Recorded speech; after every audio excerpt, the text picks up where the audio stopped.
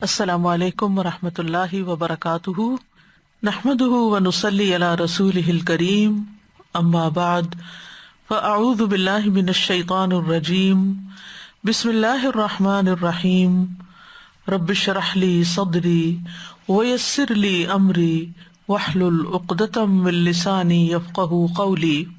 لو أنزلنا هذا القرآن على جبل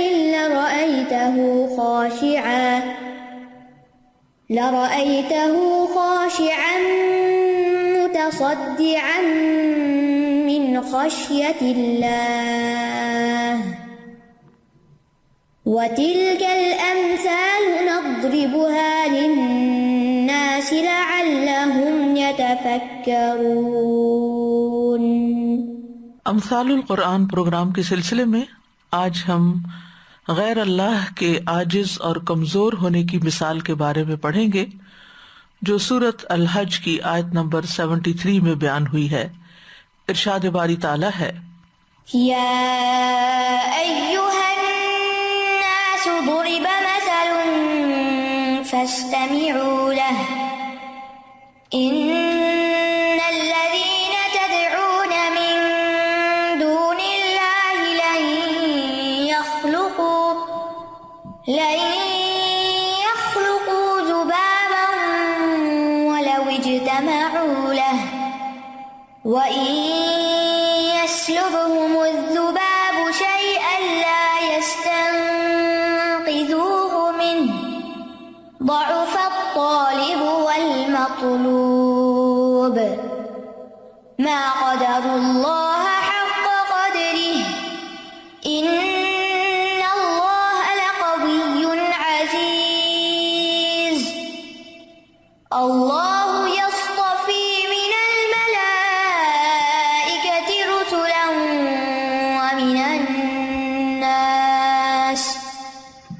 إن الله سميع بصير يعلم ما بين أيديهم وما خلفهم وإلى الله ترجع الأمور۔ اے لوگو، ایک مثال بیان کی جا رہی ہے، پس تم اسے غور سے سنو۔ بے شک وہ ہستیاں جنہیں تم اللہ کے سوا پکارتے ہو، وہ ایک مکھی بھی پیدا نہیں کر سکتی، اور اگرچہ وہ سب اس مقصد کے لیے جمع ہو جائیں، اور اگر مکھی ان سے کوئی چیز چھین لے تو وہ اس سے چھڑا بھی نہیں سکتے۔ کتنا کمزور ہے طلب کرنے والا اور جس سے طلب کیا جاتا ہے۔ انہوں نے اللہ کی قدر نہیں کی جیسا کہ اس کی قدر کرنے کا حق ہے۔ بے شک اللہ یقیناً بہت قوت والا، بہت زبردست ہے۔ اللہ فرشتوں میں سے اور انسانوں میں سے پیغام پہنچانے والوں کو چن لیتا ہے۔ بے شک اللہ خوب سننے والا، خوب دیکھنے والا ہے۔ وہ جانتا ہے جو ان کے آگے ہے اور جو ان کے پیچھے ہے، اور اللہ ہی کی طرف تمام امور لوٹائے جاتے ہیں۔ یہ مثال سورۃ الحج میں بیان ہوئی ہے۔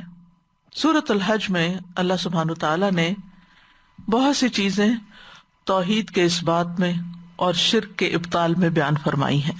اللہ تعالیٰ فرماتے ہیں، ذَلِكَ بِأَنَّ اللَّهَ هُوَ الْحَقُّ وَأَنَّ مَا يَدْعُونَ مِن دُونِهِ هُوَ الْبَاطِلُ وَأَنَّ اللَّهَ هُوَ الْعَلِيُّ الْكَبِيرُ۔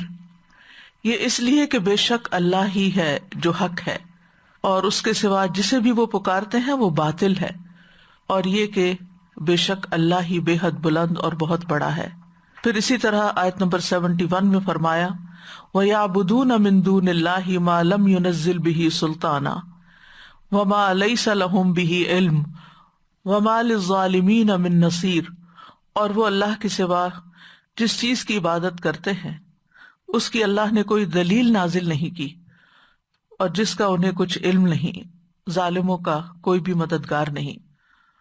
تو ان دونوں آیات میں ہم دیکھتے ہیں کہ اللہ سبحانہ تعالیٰ نے غیر اللہ کو پکارنے کو باطل ثابت کیا ہے اور ان کی کمزوری کو بیان کیا ہے، اور اس کے بعد پھر ان معبودان باطلہ کی کمزوری اور بے بسی کو ذکر کر کے کہ جن کی اللہ کے سوا پرستش کی جاتی ہے یا جن سے دعائیں کی جاتی ہیں، ایک ایسی مثال کے ذریعے اس بات کو واضح کیا ہے کہ جس کو دیکھا جا سکتا ہے، محسوس کیا جا سکتا ہے، جس کو سمجھا جا سکتا ہے. اور مثال بیان بھی اس لیے کی جاتی ہے کہ وہ چیز جو دیکھی نہ جا سکتی ہو اس کو دیکھی جانے والی چیز کے ساتھ مزید واضح کیا جائے. تو ارشاد باری تعالیٰ ہے یا ایھا الناس، اے لوگو، یا ایھا، یہاں تین چیزیں جمع ہیں، یا، ایو اور ہا. قرآن مجید میں دوسری جگہوں پر یا کا لفظ صرف آتا ہے، لیکن یہاں پر یا ایھا کا لفظ آیا ہے، یعنی اس کے اندر تاکید پائی جاتی ہے اور مبالغہ پایا جاتا ہے. ان میں سے ایک یا ہے جس میں تنبیہ ہے، اور ہا میں بھی تنبیہ کا عنصر موجود ہے. علی بن ابی طالب سے مروی ہے رضی اللہ عنہ، وہ کہتے ہیں کہ یا کا لفظ نفس کو پکارنے کے لیے ہے، ایو کا لفظ دل کو پکارنے کے لیے ہے، اور ہا کا لفظ روح کو پکارنے کے لیے ہے. مطلب کیا ہے کہ جب یا ایھا کہا جائے تو انسان پھر اپنا نفس، اپنا دل، اپنی روح سب کے ساتھ حاضر ہو جائے، پوری طرح توجہ کرے، مکمل توجہ. تو قرآن مجید میں جب یا ایھا کہہ کے کبھی کوئی حکم دیا جاتا ہے تو ایک طرح سے اس کی طرف توجہ دلائی جاتی ہے. کبھی تو کسی چیز کا حکم اس کے بعد ملتا ہے اور کبھی کسی چیز سے روکا بھی جاتا ہے، لیکن بنیادی طور پر یہ سامع کو، سننے والے کو جھنجھوڑنے کے لیے ہے، سمجھانے کے لیے، مخاطب کرنے کے لیے. جیسے قرآن مجید کے آغاز میں ہی آتا ہے یا ایھا الناس اعبدوا ربکم، اے لوگو اپنے رب کی عبادت کرو. اسی طرح یا ایھا کا لفظ ایمان والوں کے لیے بھی آتا ہے، یعنی عمومی خطاب ساری انسانیت کو بھی ہوتا ہے اس کے ساتھ، اور اہل ایمان کو بھی، جیسے یا ایھا الذین آمنوا. تو یہاں پر فرمایا یا ایھا الناس، اے لوگو. الناس کا لفظ جو ہے یہ اناس سے ہے، حمزہ کو حذف کر کے اس کے عوض الف لام لایا گیا ہے، الناس. اور بعض کے نزدیک یہ نسیہ سے ہے اور اس کی اصل انسیان تھی، اور بعض کہتے ہیں یہ ناسا ینوسو سے ہے جس کا مطلب ہوتا ہے مضطرب ہونا. تو یہاں پر مراد انسان ہے، تمام انسانوں کو خطاب ہے، اول و آخر، سب کے سب، مرد عورت بڑے بوڑھے سب کے سب، مومن کافر جو بھی. تو یا ایھا الناس، اے لوگو، ضرب مثل، ایک مثال بیان کی جا رہی ہے، ایک مثال مقرر کی جا رہی ہے. فاستمعوا لہ، اس کو غور سے سنو، یعنی ایک چیز بیان ہونے کو جا رہی ہے اس کی طرف پوری توجہ کرو. اگرچہ اس میں جو چیز بیان ہوگی وہ دیکھنے سے تعلق رکھتی ہے، لیکن اس سے پہلے سننے کی طرف توجہ دلائی گئی کہ پوری طرح غور سے سنو. ایک ہوتا ہے سماع، سننا، اور ایک ہوتا ہے استماع جو غور سے سننے کے لیے آتا ہے. جیسے قرآن مجید میں آتا ہے نحن اعلم بما یستمعون بہ اذ یستمعون الیک. تو لوگ جب تمہاری طرف کان لگاتے ہیں تو جس سے یہ سنتے ہیں اسے ہم خوب جانتے ہیں. تو فاستمعوا لہ، یعنی اس کو غور سے سنو، غور سے سن کے پھر اس پر غور و فکر کرو، اس کو سمجھنے کی کوشش کرو، اس کا فہم حاصل کرو، دل، روح اور اپنے ہر چیز کو حاضر کر کے سنو، اس کے مطلب کو سمجھنے کی کوشش کرو. تمہارے دل غافل نہ ہو، تمہارے کان سنی انسنی نہ کریں، اعراض نہ برتے، بلکہ پوری توجہ کر دو اس طرف. کیا ہے وہ بات جس کی طرف اس طرح متوجہ کرایا جا رہا ہے؟ وہ کیا مثال ہے؟ فرمایا ان الذین تدعون من دون اللہ، بے شک وہ ہستیاں یا وہ لوگ یا وہ چیزیں جنہیں تم اللہ کے سوا پکارتے ہو. تدعون، تدعون کا لفظ جو ہے دعا یدعو سے ہے، دعا. ابن قیم رحمہ اللہ کہتے ہیں کہ اس آیت میں یہاں الدعاء سے مراد دعائے عبادت ہے، جبکہ یہ مانگنے پر بھی مشتمل ہے، کیونکہ قرآن مجید میں دعا کی دو قسمیں ہیں، ایک دعائے عبادت اور ایک دعائے مسئلہ. ایک ہے عبادت کی دعا اور ایک ہے مانگنے کی دعا. تو مانگنے کی دعا کیا ہے کہ انسان اللہ تعالیٰ سے دنیا آخرت کی جو بھی کوئی بھلائی مانگتا ہے اس کو دعائے مسئلہ کہتے ہیں، کہ سوال کرتا ہے اللہ تعالیٰ سے. اور دعائے عبادت یہ ہے کہ براہ راست سوال نہیں کرتا لیکن پرستش کا کوئی بھی کام کرتا ہے، سجدہ کرتا ہے، ذکر کرتا ہے، یعنی اپنی زبان قال سے یا زبان حال سے اپنے رب سے ایک طرح سے طلب کرتا ہے کہ اللہ میری عبادت قبول کر لے. یعنی قرآن مجید میں ہمیں اللہ سبحانہ تعالیٰ ہی کو پکارنے کا حکم دیا گیا ہے اور اس کے سوا کسی اور سے دعا مانگنے سے منع کیا گیا ہے. اسی طرح ہمیں صرف اللہ تعالیٰ کی عبادت کا حکم دیا گیا ہے، کسی اور کی عبادت سے روکا گیا ہے. جیسے ایاک نعبد و ایاک نستعین، تو آپ دیکھیں کہ دونوں چیزیں نعبد اور نستعین ساتھ ساتھ آ رہی ہیں. ایک میں عبادت ہے اور ایک میں سوال ہے، مدد طلب کی جا رہی ہے.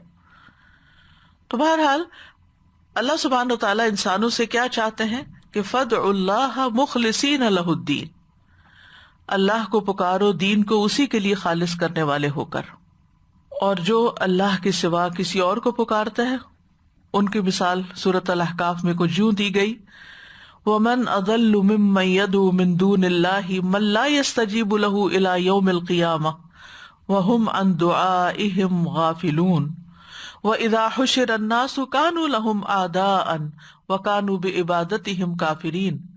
اور اس سے بڑھ کر کون گمراہ ہے جو اللہ کے سوا انہیں پکارتا ہے جو قیامت کے دن تک اس کی دعا قبول نہیں کریں گے اور وہ ان کے پکارنے سے بھی بے خبر ہیں. اور جب سب لوگ اکٹھے کیے جائیں گے تو وہ ان کے دشمن ہوں گے الٹا، اور وہ ان کی عبادت کے منکر ہوں گے، کیونکہ اللہ سبحانہ وتعالیٰ کی جتنی بھی مخلوق ہے وہ قطعاً یہ نہیں چاہتی کہ خالق کو چھوڑ کر ان کی عبادت کی جائے یا ان سے دعائیں مانگی جائیں. تو یہاں پر ان الذین تدعون من دون اللہ کا مطلب یہ ہوا کہ اللہ کے علاوہ جو بھی کوئی ہے، دون کا مطلب ہوتا ہے اس سے کم، یعنی اس کے علاوہ، اللہ سبحانہ تعالیٰ کے علاوہ جو بھی کوئی ان کے جھوٹے معبود ہیں، خود ساختہ الہ ہیں، پتھر ہیں یا درخت ہیں یا ستارے ہیں یا سیارے ہیں. اگر دیکھا جائے تو انسان نے کس چیز کو چھوڑا ہے کہ اس کو نہیں پوجا.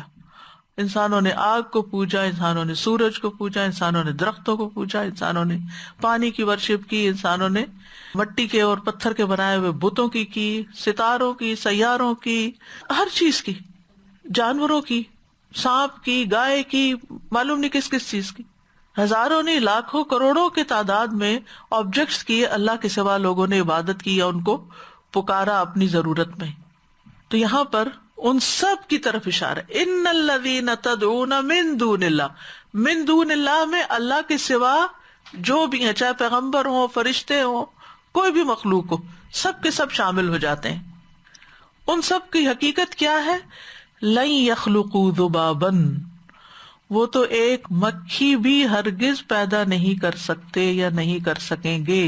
یخلقو، خلق یخلق مضارع کا صیغہ ہے جس میں حال اور مستقبل دونوں کا معنی پایا جاتا ہے، اور خلق کا معنی ہوتا ہے پیدا کرنا، ایجاد کرنا. اور ذبابن جو ہے اس کا روٹ ذال با با ہے، یہاں ذباب کا معنی مکھی ہے.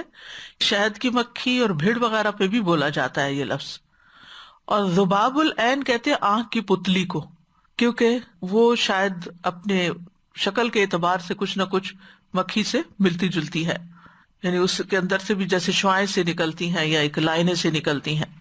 اسی طرح تکلیف دینے میں بھی مکھی کے ساتھ تشبیہ دی جاتی ہے، ذباب السیف، تلوار کی ذباب. اسی طرح جو شخص بہت تنگ کرتا ہو اس کو بھی عربی میں ذباب کہہ دیا جاتا ہے، یعنی کہ یہ مکھی کی طرح میرے پیچھے پڑ گیا. ذبۃ معلق چیز کے ہلنے کی آواز کو کہتے ہیں ذبا، اور پھر اس سے بطور استعارہ حرکت اور اضطراب کے معنوں میں بھی آتا ہے. اسی لیے مذبذبین بین ذالک، بیچ میں لٹک رہے ہیں، نہ ادھر جا رہے ہیں نہ ادھر جا رہے ہیں، معلق ہیں، ہمیشہ مضطرب رہتے ہیں، کبھی مسلمانوں کی طرف جھک جاتے ہیں، کبھی کفار کی طرف جھک جاتے ہیں. تو جو شخص ڈاواں ڈول ہوتا ہے، جو شخص بے چین ہوتا ہے، اس کو بھی اسی سے تشبیہ دی جاتی. تو مکھی کو ذباب کیوں کہا جاتا ہے؟ کیونکہ یہ جہاں بیٹھتی ہے اس کو اڑا دیا جاتا ہے، اس کو حرکت دی جاتی ہے، بھگا دیا جاتا ہے، اور پھر یہ کیا کرتی، پھر واپس آ جاتی ہے، پھر اڑایا جاتا ہے، دھتکار دیا جاتا ہے، پھر لوٹ آتی ہے. تو اسی وجہ سے اس کا نام ذباب ہے. تو غیر اللہ جو ہیں، اللہ کے سوا جو بھی کوئی ہیں، وہ تو ایک مکھی بھی نہیں بنا سکتے. مکھی بنانے کی بھی ان کے اندر قدرت، طاقت، استطاعت، حیثیت نہیں. اور یہاں ذبابن کا لفظ نکرہ آیا ہے، یعنی نکرہ مفرد کے معنی میں بھی ہے یعنی ایک مکھی بھی نہیں بنا سکتے، کوئی مکھی بھی نہیں بنا سکتے، کسی قسم کی مکھی. وَلَوِ اجْتَمَعُوا لَهُ، خواہ وہ سارے مل کر اکٹھے ہو کر بنانا چاہیں، یعنی سارے انسان، جن، ملائکہ، دیگر مخلوقات، ساری کی ساری کائنات کی قوتیں جمع ہو جائیں من دون اللہ، سب کے سب اکٹھے ہو جائیں، تو سارے مل کر اپنی طاقت لگا کے، زور لگا کے بھی وہ مکھی نہیں بنا سکتے. اب دیکھیے انسانوں نے جہاز بنا لیے، سب مریض بنا لی، بڑی بڑی فیکٹریاں لگا لی، لیکن مکھی نہیں کوئی آج تک بنا سکا. یہ چیلنج باقی ہے. جیسے قرآن کے لیے چیلنج کیا گیا تھا نا، ایک آیت ہی بنا لو، کوئی نہیں لا سکا. اسی طرح اللہ تعالیٰ نے اس قرآن مجید میں مکھی بنانے کے لیے چیلنج کیا کہ ایک مکھی بنا کے دکھاؤ، کوئی نہیں بنا سکا. تو مطلب یہ ہے کہ جن بتوں اور شریکوں کو تم اللہ کے سوا پوجتے ہو، پکارتے ہو، وہ تو ایک مکھی بھی نہیں بنا سکتے. یعنی جن کو تم پوجتے ہو، تمہارے پتھر کے بت ہو یا مورتیاں ہوں، لکڑی کے ہوں، زمینی ہو، آسمانی ہو، جو بھی مخلوق ہو، وہ سب کے سب عاجز ہیں. اور اگر سارے مل کے بھی نہیں کر سکتے تو اکیلے اکیلے کیسے کر سکتے ہیں؟ کوئی ایک بت، کوئی ایک فرشتہ، کوئی ایک جن، کوئی ایک انسان، تمہارا بڑا بزرگ جس کے اوپر تم سہارا رکھتے ہو، توکل کرتے ہو کہ یہ تمہاری حاجت روائی کرے گا، مشکل کشائی کرے گا، کوئی بھی نہیں کر سکتا. اور یہاں پر آپ دیکھیے کہ اللہ سبحانہ تعالیٰ کسی اور چیز کی بھی مثال دے سکتے تھے، لیکن خاص طور پر مکھی کی دی، کیونکہ کمزور بھی ہے، حقیر بھی ہے، ناپسندیدہ بھی ہے، یعنی ایک بالکل گئی گزری چیز ہے. اللہ کی قدرت کے کارخانے میں تو بہت بڑی بڑی چیز ہے. اللہ تعالیٰ نے ان سے یہ نہیں کہا کہ تم ہاتھی بنا کے لاؤ، شیر بناؤ، یا آسمان بناؤ، یا زمین ایک بنا کے لاؤ. نہیں، ایسی کوئی نہیں. سب سے حقیر، کمزور، بے وزن سی چیز وہ بنا کے دکھاؤ، چھوٹی سے چھوٹی چیز بنا دو، لیکن کوئی نہیں بنا سکا. فرمایا وَإِن يَسْلُبْهُمُ الذُّبَابُ شَيْئًا لَا يَسْتَنقِذُوهُ مِنْهُ، اگر مکھی ان سے کچھ چھین کے لے جائے تو وہ اس سے چھڑا بھی نہیں سکتے. سلب جو ہے یہ لام کی سکون کے ساتھ ہے، سلب، سلبی. یسلب کا مطلب ہے تیزی کے ساتھ کوئی چیز جھپٹ لینا، زبردستی لینا. ڈاکو جیسے ہوتے ہیں تو وہ سنیچ کر لیتے ہیں، بیگ کھینچ لیتے ہیں، یا کوئی اور چیز ہوتی تو لے کے اڑ جاتے ہیں، بھاگ جاتے ہیں. تو زبردستی چھیننے کے لیے لفظ سلب استعمال ہوتا ہے. تو آپ دیکھیے کہ مکھی جو ہے اسی طرح حملہ آور ہوتی ہے، جیسے اچانک آ کے بیٹھتی ہے اور جلدی سے چوس کے کچھ فوراً اڑ جاتی ہے. یعنی اچانک آئی، اچکا، جھپٹا، گئی. یا اخذ نہیں کہا کہ وہ لیتی ہے، نہیں، یا اکل بھی نہیں کہا، یا شرب بھی نہیں کہا، یسلب. وَإِن يَسْلُبْهُمُ الذُّبَابُ شَيْئًا، کہ جب وہ ان سے مکھی کچھ جھپٹ کے لے جائے کوئی بھی چیز، لا يَسْتَنقِذُوهُ مِنْهُ، تو وہ اس سے چھڑا نہیں سکتے. یہ يَسْتَنقِذُوهُ انقاذ پہ ہے، نون قاف ذال اس کا مادہ ہے. کسی خطرے یا ہلاکت سے خلاصی دینا اس کا معنی ہوتا ہے. وَكُنْتُمْ عَلَىٰ شَفَا حُفْرَةٍ مِّنَ النَّارِ فَأَنْقَذَكُم مِّنْهَا، تم آگ کے گڑھے کے کنارے پہنچے تھے، اللہ نے تمہیں اس سے بچا لیا، چھڑا لیا، نکال لیا. تو استقاذہ کا کیا مطلب ہوتا ہے؟ استفعال سے ہے نجات دلانا، چھڑوانا. اور یہ مبالغے کے لیے آیا ہے حروف کی کثرت کے ساتھ. یعنی مکھی جو تم سے زبردستی چھین کے لے جاتی ہے، تم اس کو کسی طریقے سے واپس بھی نہیں لے سکتے. یہ سارے باطل معبود جو ہیں اتنے بے بس ہیں، اتنے عاجز ہیں، اتنے کمزور ہیں کہ یہ اول تو مکھی بھی نہیں پیدا کر سکتے اور مکھی کا مقابلہ بھی نہیں کر سکتے. مکھی ان سے کچھ لے لے تو وہ واپس بھی نہیں لے سکتے. تو سوچو اس بے بسی اور کمزوری کے بارے میں کہ جو اتنا کمزور ہو، اتنا بے بس ہو، اس کو معبود کیسے بنایا جا سکتا ہے؟ اس کو تم اپنا الہ کیسے سمجھتے ہو؟ اس کی عبادت کیوں کرتے ہو؟ اس سے کیا مانگتے ہو؟ وہ تمہارے لیے کیا کرے گا؟ وہ تو مکھی سے بھی اب چیز نہیں چھڑا سکتا، اپنی واپس نہیں لے سکتا، تو وہ کوئی چیز کیسے تمہیں پرووائڈ کر سکتا ہے، تمہارا مسئلہ حل کر سکتا ہے؟ تو یہاں ان کی بے بسی اور عقل کی کمزوری کی بات کی گئی ہے کہ جو لوگ پتھروں اور بتوں کو معبود بنا لیتے ہیں یا اللہ کے سوا کسی کی بھی عبادت کرتے ہیں یا اس سے دعا کرتے ہیں، تو وہ دراصل عقل کے نہایت کمزور ہیں. ان کو بات سمجھ جانی چاہیے. بعض مفسرین نے یہ بھی لکھا ہے کہ اس سے مراد بت ہیں جن پر پوجنے والے زعفران اور شہد وغیرہ لگاتے ہیں یا ان کے سامنے کھانے کی چیزیں سجا کے رکھتے ہیں. اگر آپ کو کبھی کسی مندر وغیرہ جانے یا دیکھنے کا اتفاق ہوا ہو تو مورتیوں کے آگے فروٹ وغیرہ اور کھانے کی چیزیں پڑی ہوتی، حالانکہ انہوں نے کھانا کچھ نہیں ہوتا، وہ چڑھاوا ہوتا ہے ان کے نام کا. ابراہیم علیہ السلام کی قوم بھی یہی کرتی تھی. تو اب کیا ہوتا تھا اس زمانے میں، اس طرح کوئی بند قسم کے گھر تو نہیں ہوتے تھے، چیزیں کھلی ہوتی تھی، تو انسانوں کے ساتھ مکھیاں بھی اندر گھس جاتی تھی مندر وغیرہ میں، ان کی عبادت گاہوں میں، اور وہ جا کے بتوں کے سر پہ بیٹھ جاتی تھی اور وہ شہد چوستی تھی، یا جو کھانے وانے رکھے ہوتے تھے ان کے اوپر آ کے بیٹھ جاتی تھی. اب یہ سارا سین وہ دیکھتے تھے تو ان کو سمجھ آتی تھی کہ ہاں یہ تو ہوتا ہے، یعنی جو چیز انسان نے دیکھی ہو نا وہ جلدی سمجھ میں آتی. تو اللہ سبحانہ وتعالیٰ نے ایسی چیز کی مثال دی کہ یہ مکھی جب آ کے تمہارے بت کے سر پہ بیٹھ کے اس کا رس لے کے چلی جاتی ہے تو وہ بت تو پلٹ کے اس سے اپنی وہ چیز بھی، چھوٹی سی چیز بھی نہیں لے سکتے. مکھی کتنا کچھ لے جا سکتی ہے لیکن تم تو وہ بھی نہیں واپس لے سکتے. تو قرطبی کہتے ہیں کہ اللہ تعالیٰ نے باقی تمام حشرات اور کیڑے مکوڑوں میں سے صرف مکھی کو خاص طور پر بیان کیا ہے اس کی حقارت کی وجہ سے، کمزوری کی وجہ سے، قابل نفرت ہونے کی وجہ سے، اور ان کی کثرت کی وجہ سے کہ ہر جگہ نظر آتی ہیں، یعنی آسانی سے ان کو دیکھ سکتے ہیں اور ان کے اس عمل کا ہر کوئی مشاہدہ کر سکتا ہے، ہر کوئی یہ مثال سمجھ سکتا ہے. اگر کسی ایسے کیڑے مکوڑے کا ذکر کیا جاتا ہے جو کسی ایک علاقے میں پایا جاتا ہے اور دوسرے میں ہوتا ہی نہیں ہے تو پھر لوگوں کو سمجھ نہ آتی، لیکن مکھی تو ہر جگہ ہی ہوتی ہے، اور کئی قسم کی مکھیاں ہوتی ہیں. ضعف الطالب والمطلوب، کمزور ہے طالب بھی اور مطلوب بھی. ضعف جو ہے یہ رائے کی کمزوری کے لیے بھی بولا جاتا ہے، جسمانی کمزوری کے لیے بھی، حالات کی کمزوری کے لیے بھی. جیسے قرآن مجید میں آتا ہے وَعَلِمَ أَنَّ فِيكُمْ ضَعْفًا، اور اس نے جان لیا کہ تمہارے اندر کس قدر کمزوری ہے. ضعف الطالب، طالب کا لفظ جو ہے یہ طلب سے، طلب کا مطلب ہے حاجت روائی کرنا. مفسرین کہتے ہیں کہ الطالب سے مراد بت اور مطلوب سے مراد مکھی، یعنی جب مکھی بتوں پہ بیٹھتی ہے تو بت اس مکھی سے جو مطلوب ہوتی ہے، وانٹیڈ ہے کہ وہ سلب کر کے چھین کے لے گئی، کچھ بھی نہیں لے سکتی. یعنی بت اور مورتیاں کمزور ہیں کہ مکھی ان سے جو چھین کے لے جائے یہ ان سے چھڑا نہیں سکتے. اور مکھی بھی کمزور ہے کیونکہ مکھی ایک کمزور چیز ہے. تو ایک رائے یہ ہے کہ طالب سے مراد بت اور مطلوب سے مراد مکھی. کہتے ہیں نا فلاں مطلوب ہے، پولیس کو مطلوب ہے، یعنی اس نے کچھ جرم کیا ہے اب وہ مطلوب ہے. تو ایسے مکھی نے جرم کیا ہے اور مکھی مطلوب ہے.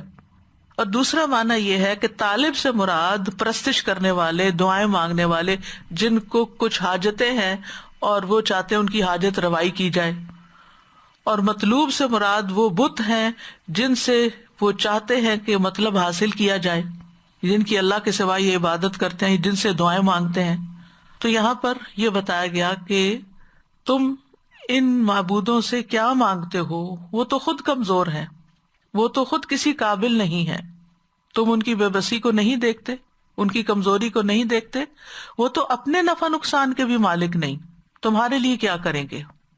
یعنی جب تم ان معبودوں سے کچھ مانگتے ہو تو تم بھی کمزور ہو، یعنی تمہاری عقل کمزور ہے، اور جن سے مانگا جا رہا ہے وہ بھی کمزور ہے، وہ کچھ دینے پہ قادر ہی نہیں ہے. حقیقت یہ ہے کہ اللہ سبحانہ تعالیٰ کے سوا سبھی کمزور ہیں. یا ایھا الناس انتم الفقراء الی اللہ واللہ هو الغنی الحمید. اے لوگو تم سب اللہ کے محتاج ہو اور اللہ غنی ہے، تعریف والا ہے. چاہے کوئی انسان ہو، چاہے کوئی بزرگ ہوں، اولیاء ہوں، چاہے جنات ہوں، دیو ہوں، اسی طرح فرشتے ہوں، کوئی بھی مخلوق ہو، سب کے سب کمزور ہیں. اور جن سے تم مانگ رہے ہو وہ تو ویسے ہی بہت کمزور ہیں. اور اگر دیکھا جائے اس کائنات میں ان ساری چیزوں پر اللہ تعالیٰ نے انسان کو فوقیت دی ہے نا. وَلَقَدْ كَرَّمْنَا بَنِي آدم، بنی آدم کو ہم نے عزت بخشی. اچھا اب بنی آدم کا حال کیا ہے؟ اب دیکھیے کہ بعض اوقات ہمارے اوپر مکھی بیٹھ جاتی ہے نا تو ہم اس کو ہٹاتے پھر تنگ کرتے، پھر ہم کسی کو آواز دیتے ادھر آؤ اس مکھی کو بگاؤ، یہ مکھی مارو. اور خاص طور پہ جو جتنا بڑا ہوتا ہے، کوئی بادشاہ ہے، کوئی بڑا، وہ خود اٹھ کے مکھی کو نہیں بگاتا نہ مارتا، وہ کسی اور کو ہی بلاتا ہے. پھر اسی طرح آپ دیکھیں، یہ تو ایک مکھی کا سیناریو ہے نا، لیکن اس کے علاوہ بھی دنیا میں مضبوط سے مضبوط بادشاہ حواریوں کے محتاج ہوتے ہیں، ان کے بغیر وہ چل نہیں سکتے، یعنی جو ان کے وزیر اور جو آیان مملکت ہوتے ہیں. پھر اسی طرح وہ فوج کے ضرورت مند ہوتے ہیں، لشکروں کے، پھر ان کو مال چاہیے ہوتا ہے حکومت چلانے کے لیے. یعنی کتنی محتاجیاں ہوتی ہیں ایک بادشاہ کے لیے بھی. تو ایک عام انسان تو پھر ہے ہی محتاج، اس کو تو اور بھی زیادہ کمزوریاں لاحق ہیں. پھر آپ دیکھیے کتنا بھی اسٹرانگ سے اسٹرانگ انسان ہوتا ہے نا، وقت آتا ہے کہ ٹوٹ جاتا ہے. آپ فزیکلی کتنے اسٹرانگ ہوں، بیماری آپ کو لٹا دیتی ہے. کووڈ جیسی حقیر ترین چیز آپ کو بے بس کر دیتی ہے. پھر آپ دیکھیے کہ آپ کتنے بڑے عالم ہوں، بعض اوقات کسی معمولی انسان کا چھوٹا سا سوال آپ کو عاجز کر دیتا ہے، آپ کے پاس جواب نہیں ہوتا. آپ کتنے ہی ایموشنلی اسٹرانگ ہوں، ایموشنلی، لیکن آپ کے اوپر ایسی کیفیات آ جاتی ہیں کہ آپ کو خود بھی سمجھ نہیں آتی کہ آپ کو ہوا کیا. آپ کو انجانا سا ہم و غم لاحق ہو جاتا ہے، جس کو دور کرنے کے لیے آپ کو وتواصوا بالحق وتواصوا بالصبر کی ضرورت پڑتی ہے. آپ ایسے ڈپریشن کا شکار ہو جاتے ہیں کہ جس میں آپ کو ضرورت ہوتی ہے کہ کوئی آپ کا ہاتھ پکڑے اور آپ کو اٹھائے، حالانکہ آپ کل تک دوسروں کے ہاتھ پکڑتے رہے.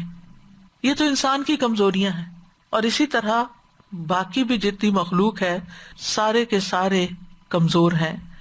اور پھر آپ دیکھیے کہ عملی مثالیں بھی دنیا میں ملتی ہیں. ایک انگریزی اخبار ٹائمز آف انڈیا کا 11 مارچ 1990 کی خبر نظر سے گزری. حیدرآباد میں بدھا کی مورتی اسٹیچو لگانے کا منصوبہ بنایا گیا. اس پورے منصوبے کی لاگت 58 کروڑ 58 لاکھ روپیہ تھی. صرف مورتی کی لاگت 80 لاکھ روپے تھی. یہ مورتی نہایت اہتمام سے بنوائی گئی. اس کا انشورنس 3 کروڑ 7 لاکھ روپیہ تھا. تیاری کے دوران مہاراشٹر کے چیف منسٹر ڈاکٹر چنا ریڈی روزانہ اس کے معائنے کے لیے جاتے تھے. اس مورتی کا وزن تقریباً 300 ٹن تھا اور وہ 75 فٹ اونچی تھی.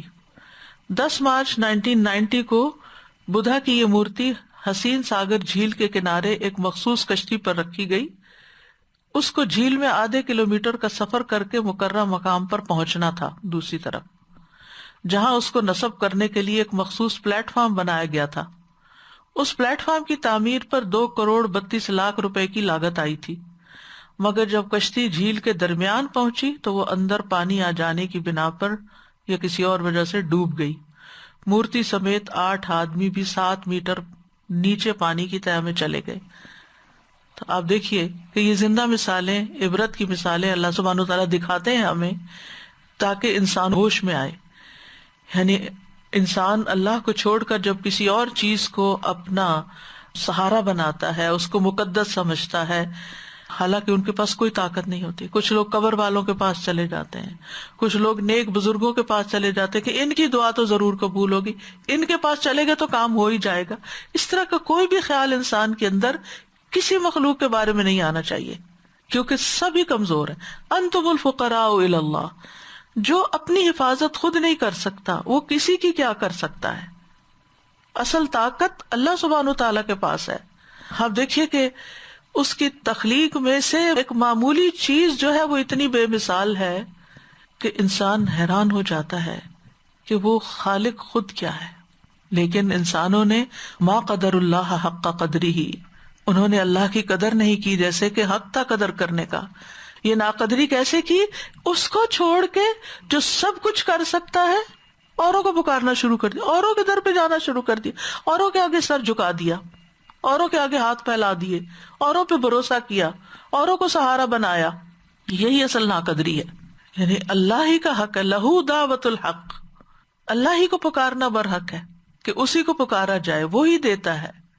تو بات یہ ہے کہ اگر اللہ تعالیٰ کی لوگ قدر و منزلت پہچانتے ہوتے تو کبھی اس کا کسی کو بھی شریک نہ بناتے، کسی اور کی طرف ان کا دھیان ہی نہ جاتا. حقیقت یہ ہے کہ اللہ جیسی قدرت کسی کے پاس نہیں.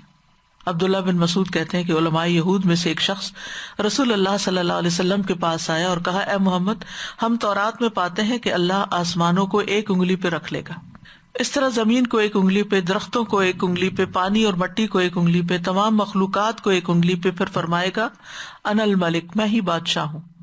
آپ صلی اللہ علیہ وسلم اس پر ہنس دیے، اس طرح کہ آپ کے سامنے کے دانت دکھائی دینے لگے، اور یہ ہنسنا اس یہودی عالم کی بات کی تصدیق تھی۔ پھر آپ نے یہ آیت تلاوت کی، وما قدر اللہ حق قدرہ والارض جمیعا قبضتہ یوم القیامہ والسماوات مطویات بیمینہ سبحانہ وتعالی عما یشرکون۔ اور ان لوگوں نے اللہ کی قدر نہ کی جیسے کہ قدر کرنے کا حق تھا، اور ساری زمین قیامت کے دن اس کی مٹھی میں ہوگی، اور آسمان اس کے دائیں ہاتھ میں لپٹے ہوئے ہوں گے۔ وہ ان لوگوں کے شرک سے بالکل پاک اور بلند تر ہے۔ ان اللہ لقوی عزیز، بے شک اللہ تعالیٰ ہی یقیناً قوت والا، غلبے والا ہے، یعنی ساری طاقت اسی کے پاس ہے، سب کچھ کرنے کے لائق وہی ہے، اس لیے اسی کی طرف رجوع کرو۔ اللہ یستفی من الملائکۃ رسلا ومن الناس، اللہ ملائکہ میں سے اور انسانوں میں سے پیغامبر چن لیتا ہے، یعنی پیغام لانے والے، یعنی اللہ تعالیٰ نے انسانوں کی ہدایت کا انتظام کیا ہے، انہیں صحیح اور غلط کی پہچان کے لیے پیغمبر بھیجے، اور ان پیغمبروں کے پاس فرشتہ اللہ کا کلام لے کر آتا ہے۔ ان اللہ سمیع بصیر، بے شک اللہ سب کچھ سننے والا، سب کچھ دیکھنے والا ہے۔ یعلم ما بین ایدیہم وما خلفہم، وہ جانتا ہے جو ان کے آگے، جو فیوچر میں ہے، وما خلفہم جو پیچھے ہے، یعنی جو ماضی میں وہ کر چکے۔ وإلی اللہ ترجع الامور، اور اللہ ہی کی طرف سارے معاملات لوٹائے جاتے ہیں۔ تو تمہیں بھی اللہ ہی کی طرف واپس جانا ہے، لہٰذا تم اس کی نافرمانی کیسے کر سکتے ہو، اس کے عذاب سے پھر کیسے بچو گے؟ تو بہتر یہی ہے کہ ایسے عظیم رب کے سامنے جھک جاؤ۔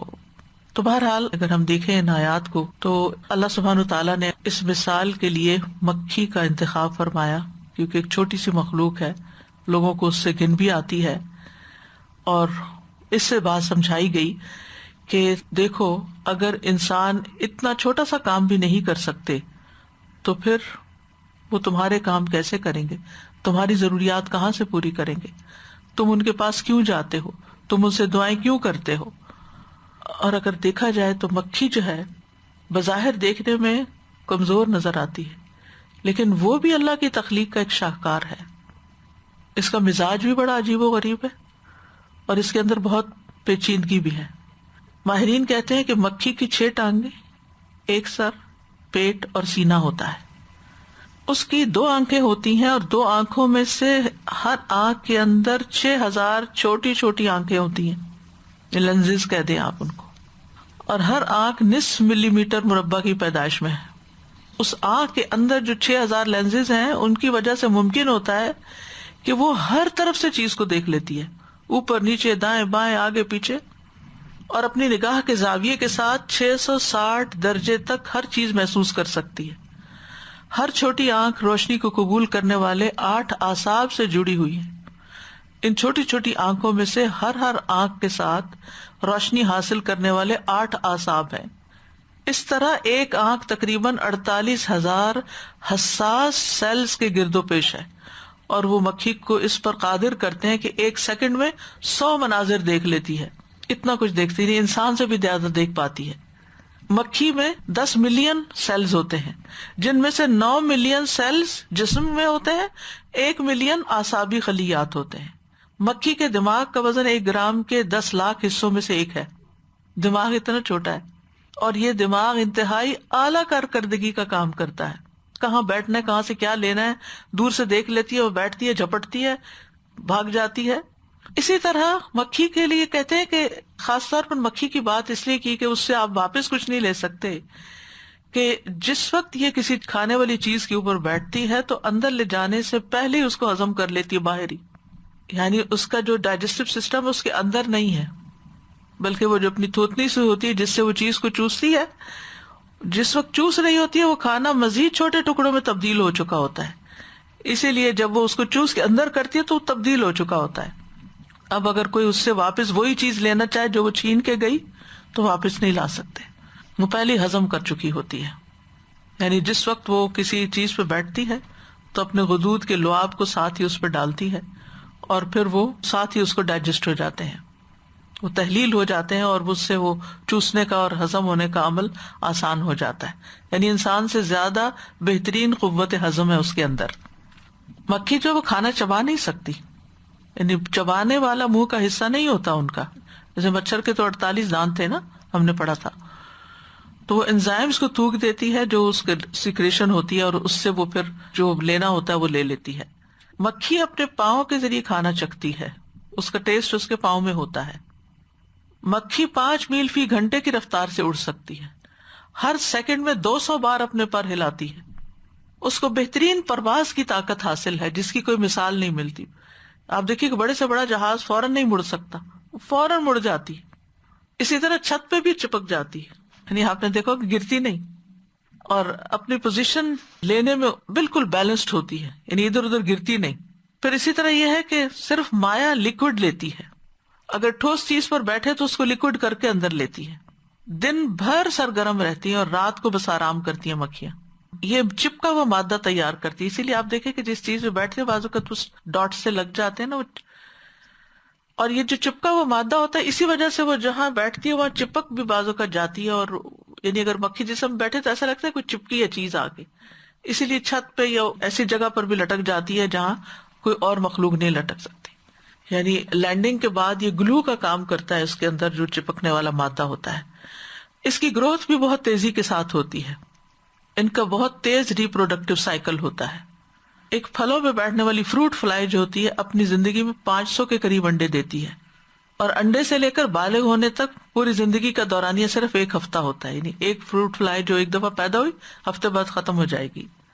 اسی طرح ہاؤس فلائیز جو ہوتی ہیں یہ صرف 3 سے 4 دن کے عرصے میں 500 انڈے دے دیتی ہیں.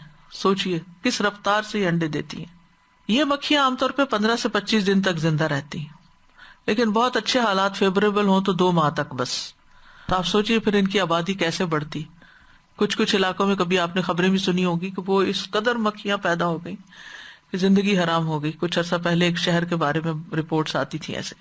اسی طرح اس کی کچھ اسپیشیز بھی ہیں اور پولینیشن کا کام بھی کرتی ہیں، لیکن عموماً یہ بیماریاں پھیلانے کا کام کرتی ہیں کیونکہ یہ گندی جگہوں سے کھانا لیتی ہیں. فضلہ، کوڑا، مرے ہوئے جانور وہیں کھاتی ہیں، انڈے دیتی ہیں، اور وہاں سے بیماری کے جراثیم لے کر دوسری جگہ پہ منتقل کر دیتی ہیں. کہتے کم از کم 65 بیماریاں یہ منتقل کرتی ہیں. ایک پہ بیٹھ کے وہاں سے جراثیم لیے اور دوسرے پہ بیٹھ کے وہاں انجیکٹ کر دیے.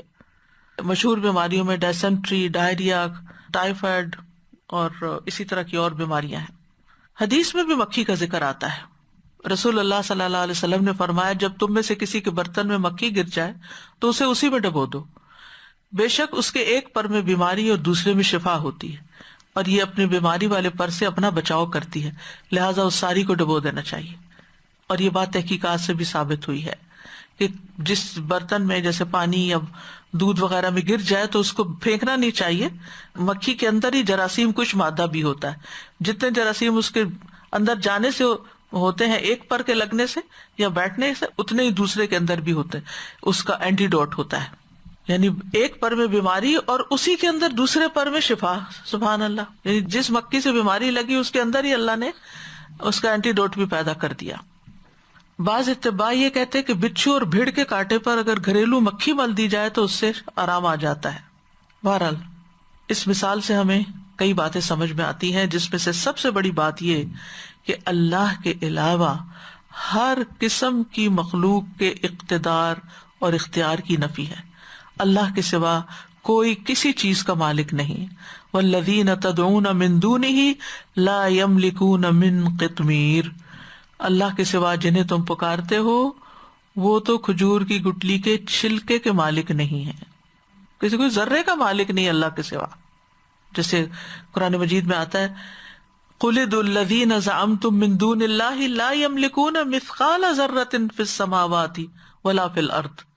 کہہ دیجئے پکارو ان کو جنہیں تم نے اللہ کے سوا گمان کر رکھا ہے، وہ نہ آسمانوں میں ذرے کے برابر چیز کے مالک ہیں اور نہ زمین میں. نہ آسمان کے ذرے کے مالک ہے کوئی انسان یا کوئی فرشتہ یا کوئی، کسی کی کوئی اصلی ملکیت نہیں ہے. سب چیزیں اللہ کی ملکیت ہے، اور نہ زمین میں کوئی چیز، اور نہ ان میں سے کسی کا کوئی حصہ ہے ان میں، اور نہ کوئی مددگار ہے.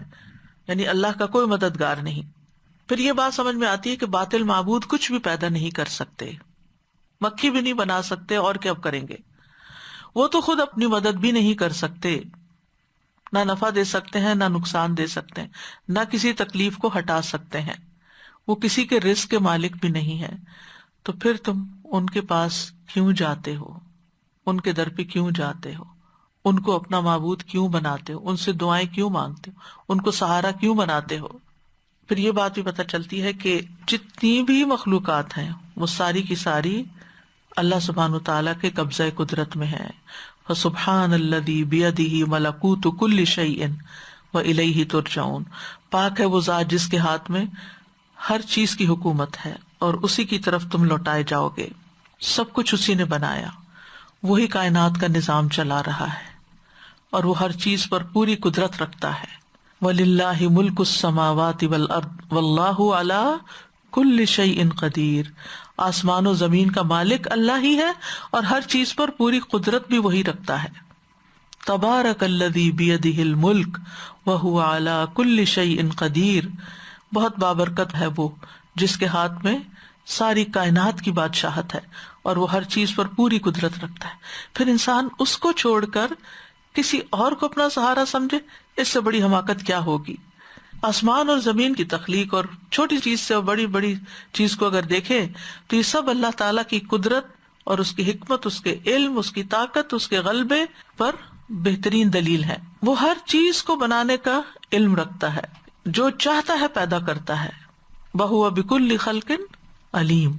پھر اسی طرح نعمتیں دینے والا بھی وہی ہے، لینے والا بھی وہی ہے، اپنے ہر کام پر پوری طرح اختیار رکھتا ہے، اپنا ہر فیصلہ نافذ کر سکتا ہے۔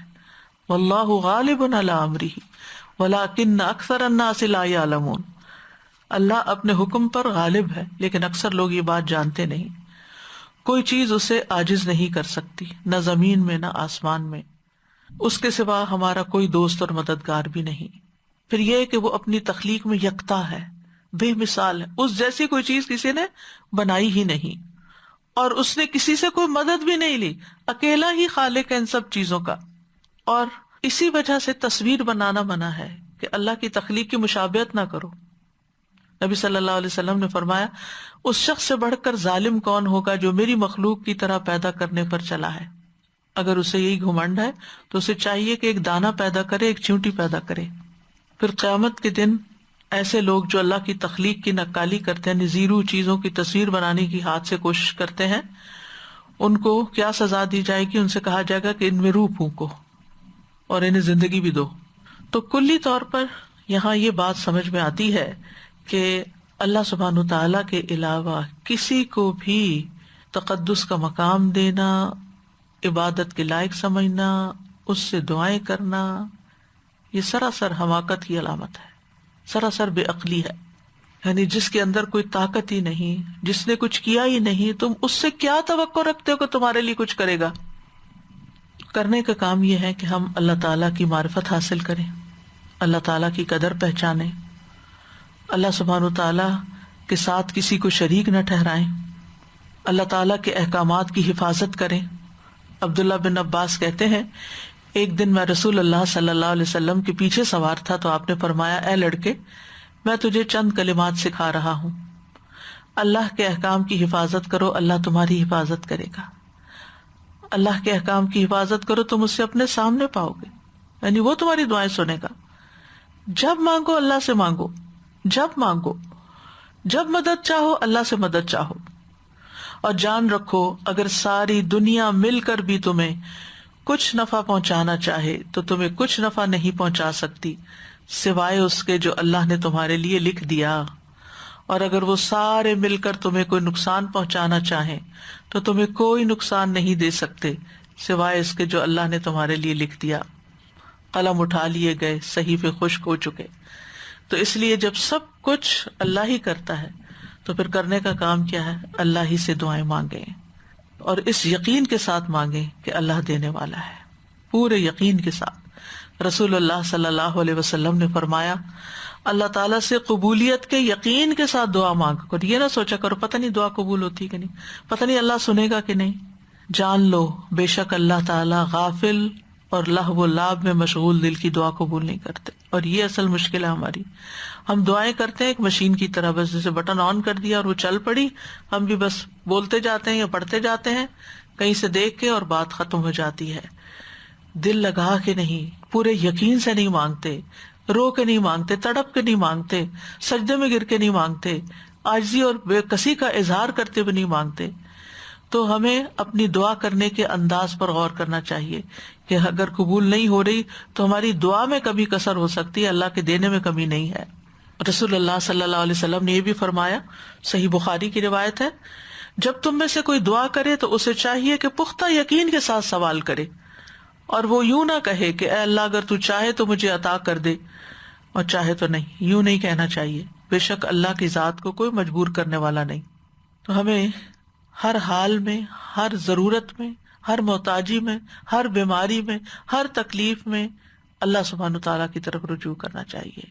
اور ہمیں اپنا محاسبہ بھی کرنا چاہیے کہ جب کوئی تکلیف آتی ہے تو پہلا خیال دل میں کس کا آتا ہے، کس کے خیال سے دل کو تسلی ہو جاتی ہے. بیماری آئی ہے تو ڈاکٹر کو سوچ کے، دوا کا سوچ کے، یا اللہ کی قدرت کا سوچ کے کہ اللہ ہی شافی ہے. اسی لیے وہ دعا سکھائے گی نا، اذهب البأس رب الناس انت الطبیب وانت الشافی. اللہ تکلیف دور کر دے، تو ہی طبیب ہے، تو ہی شفا دینے والا ہے، سارے غموں کا مداوا بھی تیرے ہی پاس ہے. اصل بات ہے کہ ہم کتنا یقین رکھتے ہیں اور کتنا بھروسہ کرتے ہیں اس پر. اور پھر یہ کہ یہ جو مشکلات آتی ہیں، تکلیفیں آتی ہیں، یہ بھی اس لیے آتی ہیں تاکہ ہم اور اللہ کے قریب ہوں. کیونکہ جب انسان اللہ تعالیٰ سے دعا کرتا ہے تو اللہ سبحانہ تعالیٰ کا اس کو قرب نصیب ہوتا ہے. وہ عبادت کی حالت میں ہوتا ہے، اگرچہ وہ اپنی دنیا مانگ رہا ہوتا ہے لیکن وہ عبادت کر رہا ہوتا ہے. اللہ تعالیٰ اس سے ناراض ہوتا ہے جو اس سے نہیں مانگتا، اور اس سے خوش ہوتا ہے جو اس سے مانگتا ہے. وہ خود فرماتا ہے وقال ربکم ادعونی استجب لکم، تمہارا رب کہتا ہے مجھے پکارو میں جواب دوں گا. وَإِذَا سَأَلَكَ عِبَادِي عَنِّي فَإِنِّي قَرِيب، جب میرے بندے آپ سے میرے بارے میں پوچھے تو بتا دیجیے میں تو قریب ہوں. یعنی کسی اور کو اگر کچھ کہنا ہو تو اس کو زور سے بول کے سنانا پڑے گا، یا اس کے پاس جانا پڑے گا، یا اس کو لکھنا پڑے گا. اللہ سبحانہ تعالیٰ کو تو چپکے چپکے چاہے دل ہی دل میں پکارے تو بھی وہ سنتا ہے. زبان نہ بھی چل رہی ہو، صرف دل سے ہی اس کی طرف توجہ کر لیں اور اپنی حاجت اس کے سامنے رکھ دیں تو وہ تو اس کو بھی سن لیتا ہے. تو اس لیے انسان کے لیے فائدے کی بات یہی ہے کہ وہ اللہ کی طرف رجوع کرے، غیر اللہ کمزور سہارے.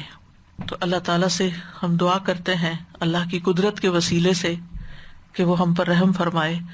لا الہ الا اللہ وحدہ لا شریک لہ لہ الملک ولہ الحمد وہو علی کل شیء قدیر.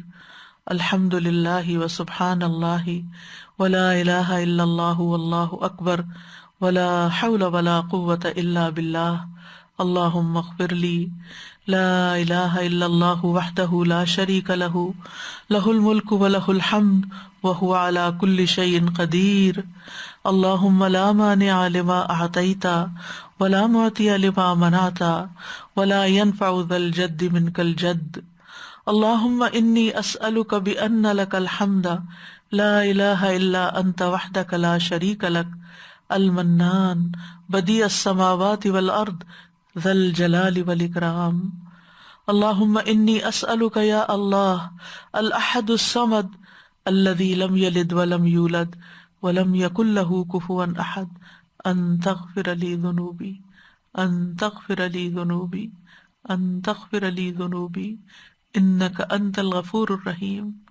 اللہم مالک الملک تؤتی الملک من تشاء وتنزع الملک ممن تشاء وتعز من تشاء وتذل من تشاء بیدک الخیر انک علی کل شیء قدیر.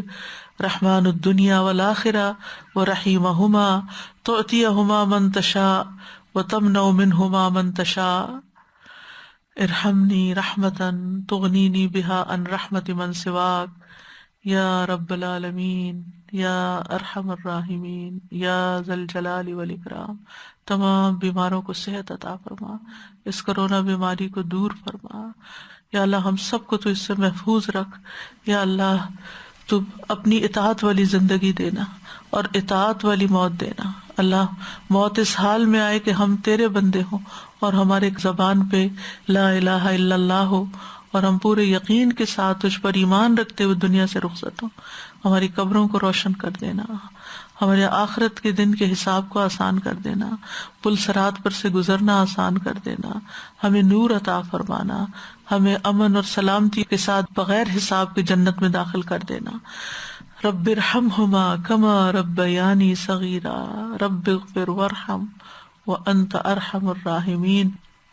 لو أنزلنا هذا القرآن على جبل لرأيته خاشعا متصدعا من خشية الله وتلك الأمثال نضربها للناس لعلهم يتفكرون.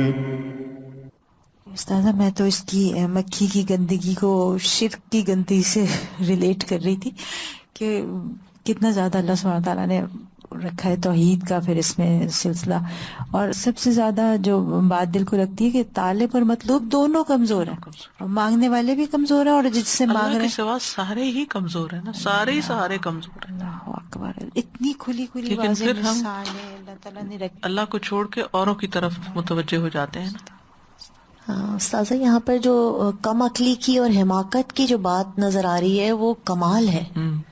دماغ واقعی کام نہیں کرتا کہ کوئی کیسے دیکھتے ہوئے سمجھتے ہوئے اور عین الیقین ہے، حق الیقین ہے، ہر طریقے سے ہمیں پتہ ہے اللہ ہی ہے جو دے رہا ہے، اور سب ہار چکے ہیں، اپنے اپنے حربے استعمال کر کے ہار چکے ہیں، اس کے باوجود نہیں مانتے. تو یہ بے عقلی کے ساتھ ساتھ ایک ریبیلیس قسم کا ایٹیٹیوڈ ہے. یہ بے سوچے سمجھے بس باپ دادا کرتے ہیں تو وہی کر رہے ہیں. اور ایک وہ بھی ہے کہ جیسے بس میں نے نہیں ماننا، ایک ضد پہ آ گئے. اسی لیے تو اتنی بڑی سزا ہے شرک کی. کتنی بڑی سزا. تازہ صبح میں سورۃ الفرقان کی تلاوت کر رہی تھی تو اس میں مرج البحرین جو ہے وہ اس میں کہ ایک ہی دریا ہے بہ رہا ہے اور اس میں ہم نے دیوار بنا دی ہے اور دونوں آپس میں ملتے ہی نہیں ہیں. صبح سے استاذہ میرا دماغ اس میں ہی اٹکا ہوا تھا کہ سبحان اللہ، اللہ تعالیٰ نے تو اتنی واضح نشانیاں ہمارے لیے یہاں پہ رکھی ہیں اور ہم پھر بھی نہیں سمجھتے. پانی میں تو اگر آپ کوئی اتنی سی چیز بھی ڈل جائے تو وہ آپ نکال ہی نہیں سکتے، الگ کر ہی نہیں سکتے اس کو، اور کہاں کہ وہ الگ ہیں اور نظر آ رہے ہیں آپ کو کہ ایک بالکل کھارا پانی ہے، ایک طرف میٹھا پانی بہ رہا ہے اور نہیں مل رہے وہ دونوں. صبح سے استاذہ یہی آیتیں میرے دماغ میں تھیں اور سبحان اللہ آج آپ نے یہی کہا کہ ہمیں اتنی نشانیوں کے باوجود اللہ تعالیٰ پہ یقین ہی نہیں ہے، اللہ تعالیٰ کو ہم اس طرح سے سمجھتے ہی نہیں ہیں، اللہ تعالیٰ سے اس طرح سے مانگتے ہی نہیں ہیں. آج کل پاکستان میں جیسے کورونا کی وجہ سے وہ سارے مزار وغیرہ بند تھے تو لوگوں نے وہاں پر ہنگامہ کر دیا کہ ہمارے لیے کھولو. تو ایک نے اس پہ کہا کہ ان لوگوں سے گزارش ہے کہ جب تک یہ بند ہے آپ اللہ تعالیٰ سے دعا کر لیں ڈائریکٹ. اس کا مطلب ہے کہ اللہ سے بھی بڑھ کے نعوذ باللہ پھر مقام دیا یعنی ہوا. ہنگامے کر رہے ہیں کہ وہ ہمارے لیے کھولا جائے اور ہمیں نہیں تو اندر جب تک جانا. اللہ سے کر لیں. جب تک یہ بند ہے جب تک آپ اللہ سے مانگ لیں. تو لاسٹ ایئر سے استاذہ جی جب سے یہ شروع ہوا تھا سارا سلسلہ اور اتفاق سے ایک جگہ میٹنگ میں یہی انہی آیات کا کلیکشن اور وہ بات ہوئی کہ یعنی اب اس وقت کیا حجت ہے کسی کے پاس بھی. مکھی تو پھر اتنی بڑی چیز ہے اور اتنا ہم نے اس کے اوپر الحمدللہ اور مزید انفارمیشن ملی، اور کووڈ کے اوپر بھی جتنا ریسرچ کرتے جا رہے ہیں اور اب اس کے ویریئنٹس آ گئے ہیں اور یہ ساری چیزیں اور ساری دنیا مل کے، جیسے آپ نے کہا نا کہ ساری قوتیں مل جائیں، اور سب نے کہا کتنی ساری ریسرچز، ساری ایڈوانسمنٹ، سب ریسورسز سب مل گئے ساری دنیا، لیکن پھر بھی کوئی اس کا ایکچوئل سد باب، کوئی حل، کوئی ایسی چیز نہیں ہے. یہ صرف یعنی کچھ دل بہلاوے والی چیزیں ہیں کہ ٹھیک ہے ویکسین ہے یا کچھ ہے، لیکن وی ڈونٹ نو، اور ہمیں نہیں پتا ابھی دنیا آگے کتنا ٹائم اور ہے، اور مزید اللہ سبحانہ تعالیٰ کیا کیا چیز دکھائیں گے کہ انسان عاجز آئے. لیکن وہی بات کہ اگر انسان عاجز آ بھی جاتا ہے تو وہ اس ایکسپٹنس پہ. دعوانا ان الحمد للہ رب العالمین. سبحانک اللہم و بحمدک اشہد ان لا الہ الا انت استغفرک و اتوب الیک. السلام علیکم ورحمۃ اللہ وبرکاتہ. السلام علیکم ورحمۃ اللہ